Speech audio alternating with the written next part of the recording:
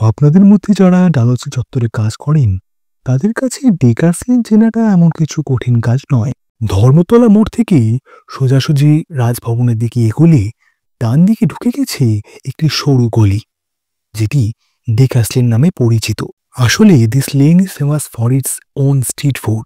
যেমনটা আপনি দেখতে পাচ্ছেন, ফিশ ফ্রাই থেকে শুরু করে লুচি, ঘুগনি, এমনকি চিকেন স্টু থেকে শুরু করে বাসন্তী পোলাও, সবকিছুর সমারোহে সেজে ওঠে প্রতি দুপুরবেলায় এই ডেকার্স লেন।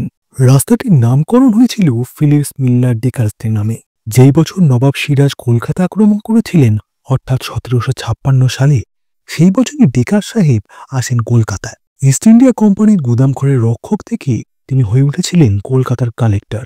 শোনা যায় এইখানেই নাকি তিনি বণিকদের সঙ্গে দেখা করতেন এবং পরবর্তীতে এই ডেকার্স লেনের নাম বদলে ভারতবর্ষের প্রথম ইংরেজ সংবাদপত্র বেঙ্গল গেজেটের প্রকাশক জেমস হিকির নামে এই রাস্তার নামকরণ হয়েছিল জেমস হিকি স্মরণে। অবশ্য নাম বদলে যাই হোক না কেন, লোকে এখনো এই রাস্তাটিকে ডেকার্স লেন নামেই চেনেন।